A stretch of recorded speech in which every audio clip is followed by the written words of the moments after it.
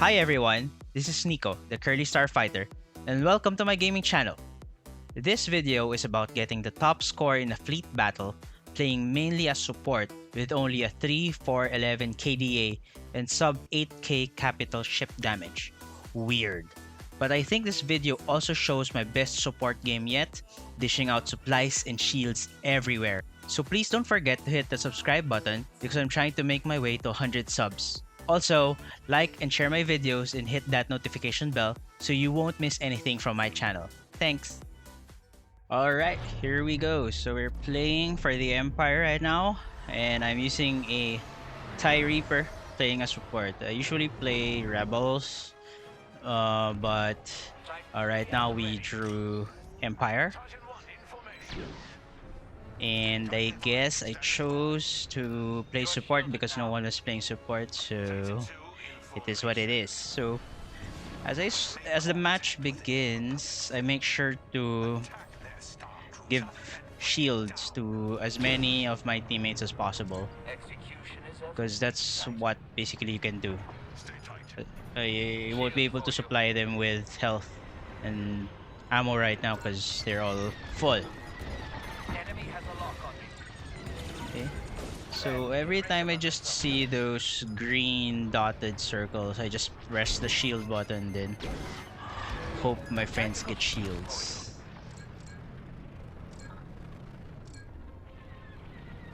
So right now I'm looking for... I'm cycling through my different allies, looking for those who need supplies most, and looking for those who don't have shields.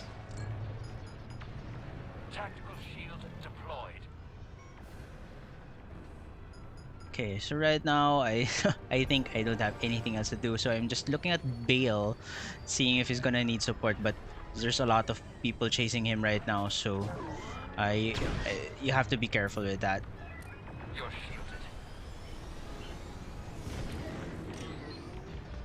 So we're gonna have to play defense right now. So I keep my power to shields because the Reaper has shield. It's the only Imperial ship with shields, so I'm taking advantage of that. I'm also using guided cannons right now because I want to have a lot of hits as support. I don't plan on taking down as much fighters, but as long as I can take pot shots at them, I'm okay with that. You can also use ion cannons for that, but this time I wanted guided cannons.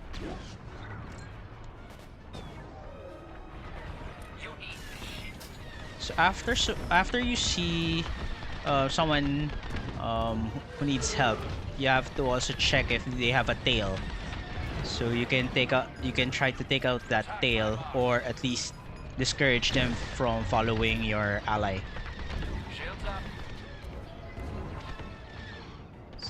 Okay, I was able to get that one.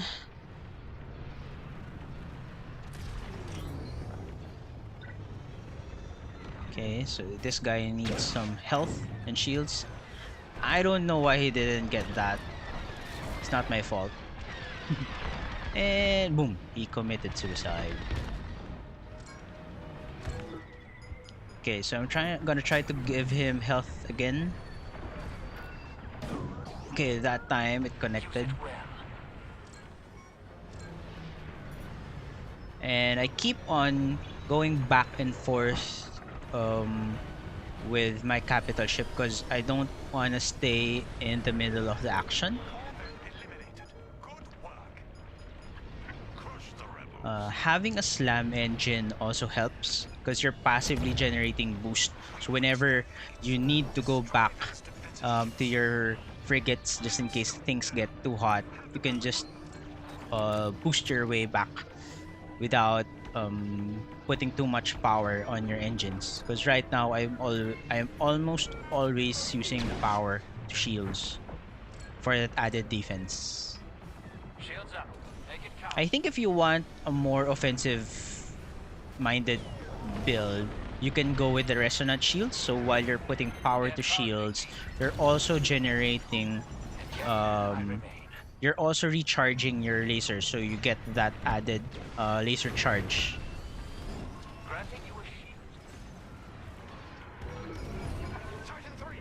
So I'm looking for Sorrow again.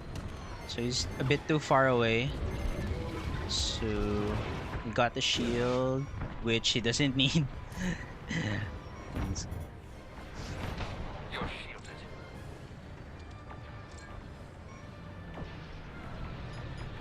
Okay, so I'm following all those cross icons also, because those crosses indicate those your allies who need help the most.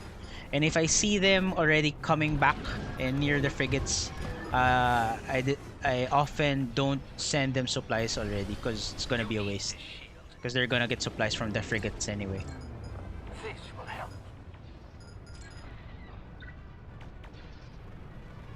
Okay.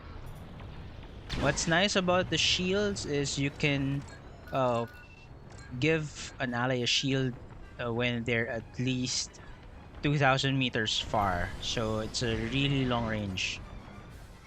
So now I'm in the middle of things. I decide to just pop a supply there. Just in case anyone needs supply.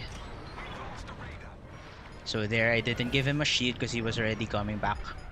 So here I'm just in the middle of the map, looking for anyone who needs help. I try not to go too near the enemy capital ships, because I'm gonna get mowed down for sure. And if the fighters decide to go after me, I might not be quick enough to head back to safety.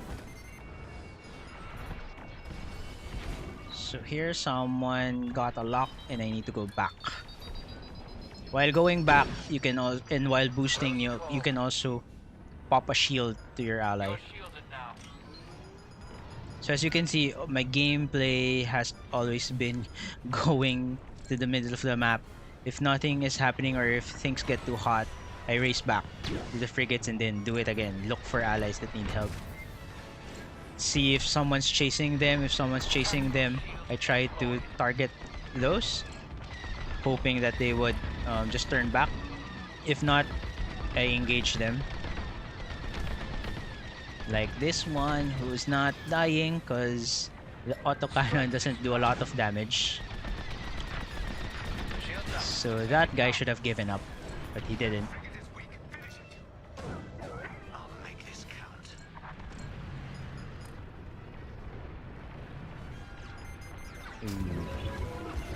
Okay, getting locked again, and I used a countermeasure. So I'm going back just to reset myself. And I am also seeing that I'm being a bit low on supplies, so I'm gonna resupply here. Okay, Bale needs help, but he's too far. And I popped a shield, but he died.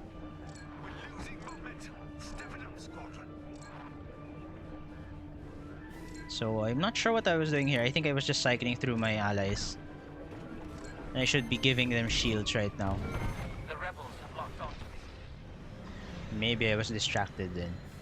So this guy is just left the Star Destroyer, so I gave him a shield. Shields up. Okay. It was too far for lasers.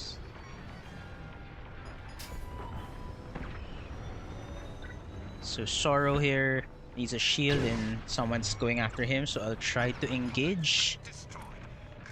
See what I can do. Because I think as support, your job is not only about giving them health or shields. It's also about engaging anyone who's going after them. So this one, I tried to bring down and I'm successful at it, but I think I was a bit being too risky because I was near the capital ship already. I guess I was lucky. I was just lucky then. So there you can see how far the shield can go. So Second Chief needs health, and this is one very risky move because I'm right at the capital ship. I want to give him health, and I'm able to. This guy, I'm trying to good, but I can't give him health right now because I am at a cooldown. And will I die? I think I'm gonna die here because that was a really stupid move. There. That's what happens when you risk too much as support. And it can be costly in terms of morale because you don't want to die uselessly because you pay morale for that.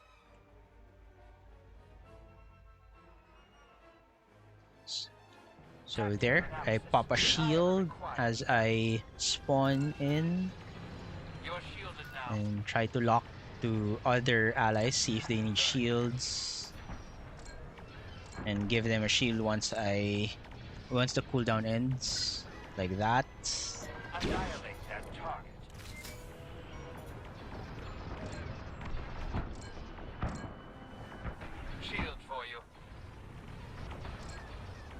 Okay, what am I doing here? I'm doing nothing. I should be looking for those who need shields, like that.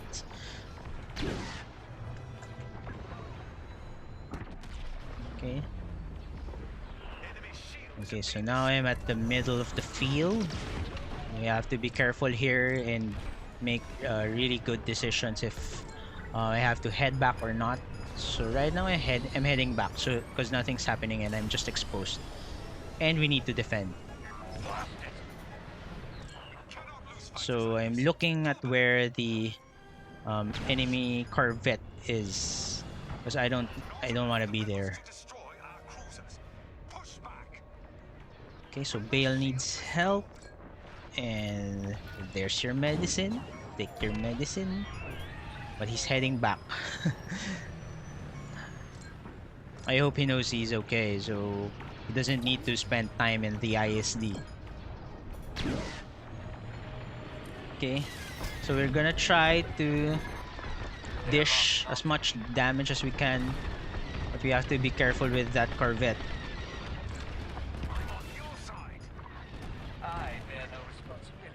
Okay, I'm looking for Bale. He needs help.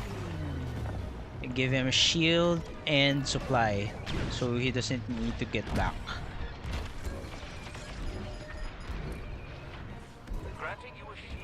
What am I doing? What am I doing?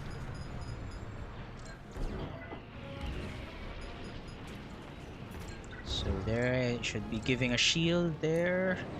That's good. Looking for that cross icon. So I decide to engage first because I think I wanted to defend our frigate also. So it's taking a while. You just hope that another teammate tracks your target. Maybe it's also wise to ping your target every now and then. So my health is low, but I am still able to give some supplies on the way back. So this guy's too far. Oh, I should have gotten. I mean, I should have resupplied. That was a bad decision.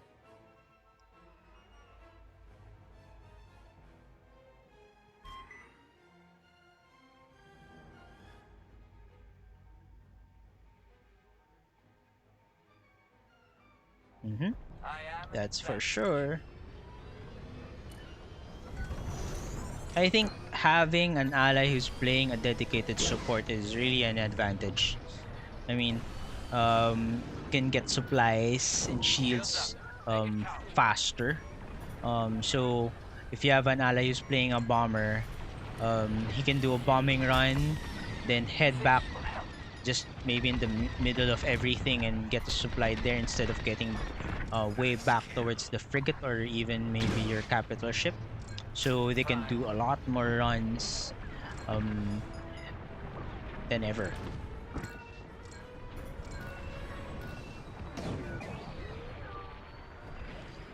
So I just popped a shield and supplies for that bomber, for Second Chief. Oh, Second Chef. Maybe he's a chef in real life. So he's gonna probably do a lot of damage back at the capital ship. Because a TIE bomber who's resupplied and who is shielded is a headache for the rebels.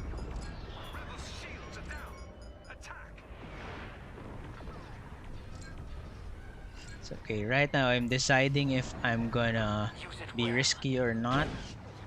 And I think I decided to just go in, but I need to get out as quickly as possible.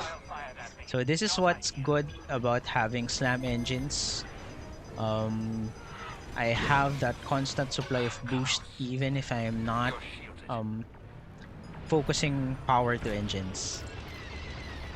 So that means I can get my shields up and healthy while at the same time generating boost for a quick escape.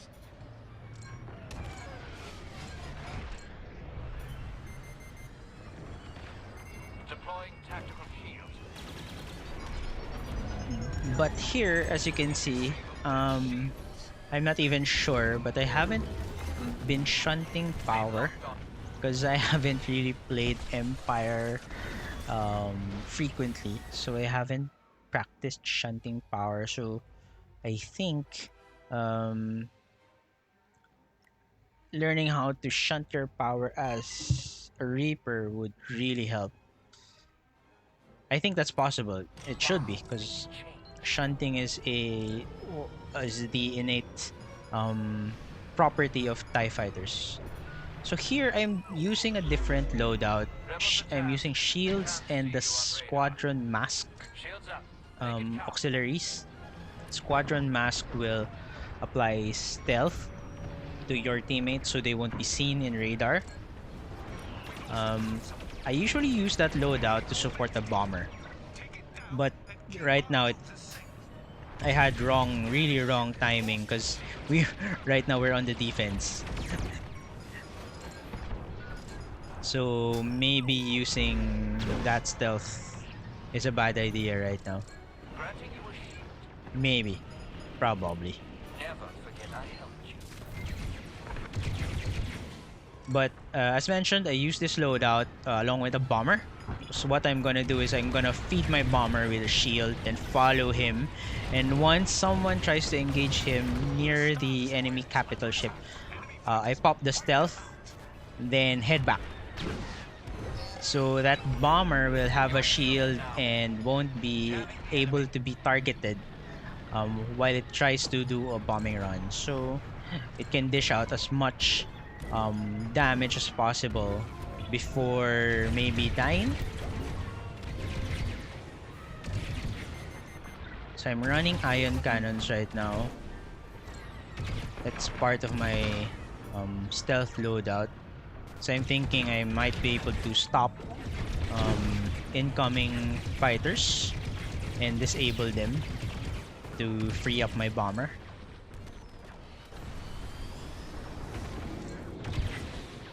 But again, right now we're on defense, so I'm using the wrong loadout at the wrong time.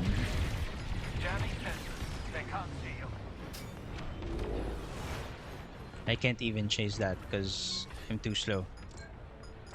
So I think I'm gonna die because someone's targeting me. No. Oh, I'm still alive. That's good. Okay, I was able to give some shields. And over there. There I go.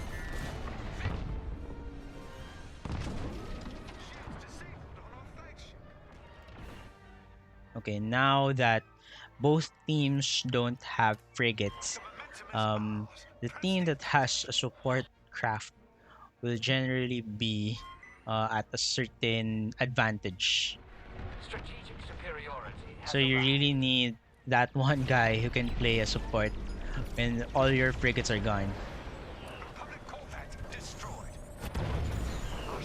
So right now I shifted to a bomber because I noticed that the enemy capital ship is really low. So I wanted to just go in for the kill.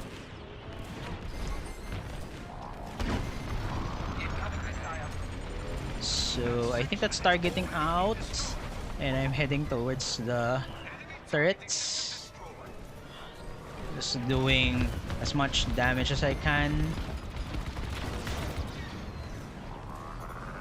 And boom, hull section destroyed and flagship destroyed, and there you have it. It's the end of the match. So I think I played support like 99.85% of the time, then switched to a bomber towards the last few seconds.